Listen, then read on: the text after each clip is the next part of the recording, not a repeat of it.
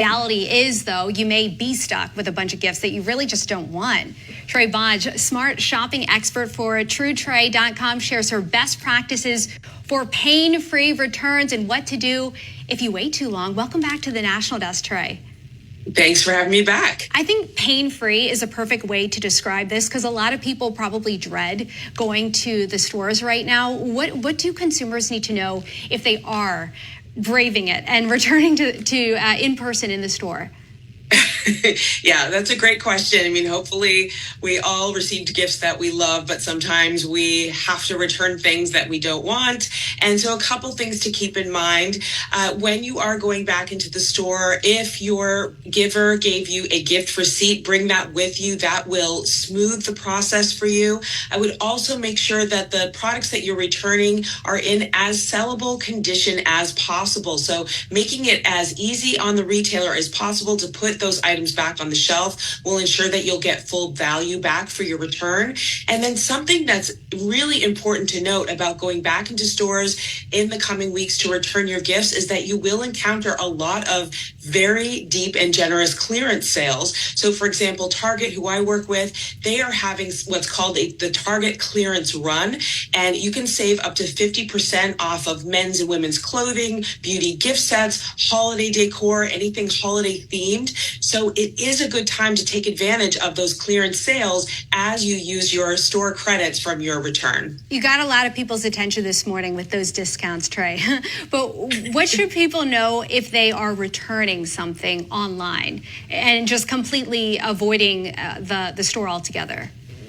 Yeah, so we've become very accustomed to returning our online purchases with the growth of online shopping. But something that is very important to note is that 40% of retailers are starting to charge return fees if you are sending those products back. So in the past, you may have asked a retailer to return something, you get a shipping label, and it's very free and easy. Now you might have to pay, say, $5, $6 or more to return that item. Retailers are trying to balance their books because returning is very expensive from the retailer. You might get lucky and have a retailer say, just keep it and we'll pay you that balance, or they might charge you that return fee. And so that's when you may need to decide whether it's better to return through the mail or to go into a store in person and return that item and skip that return fee. That's a good point. What do we do if consumers just miss the return window altogether?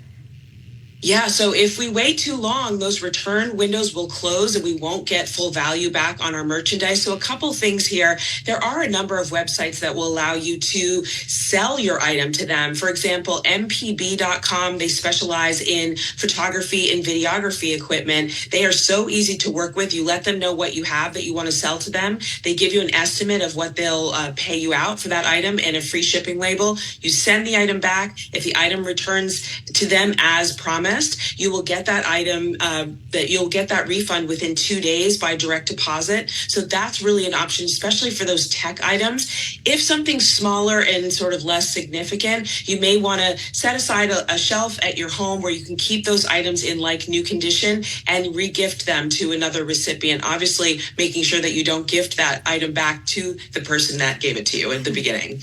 Oh, no. Well, gift giving, Trey, it can be difficult. And we're not just talking about a budget. It can be difficult just guessing what someone will like. Do you have any advice for how to avoid giving gifts that friends and family may want to return later on?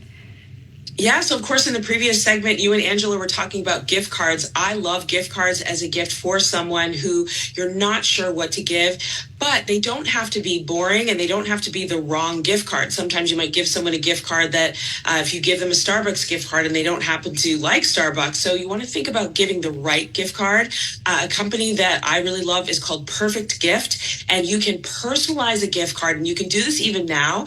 If you have, say, a recipient that you're seeing in the next couple of days, you can upload a photo and a little message to your gift card. You can send that digitally, or you can send it through the mail so they have that physical gift card. And that's a Visa card that they can use absolutely anywhere. So I would say if you are giving a gift card, make sure that you're either giving a Visa, MasterCard, or American Express card that they can use anywhere, or to an establishment that you are 100% sure that they love. Right, so you have a lot of options there.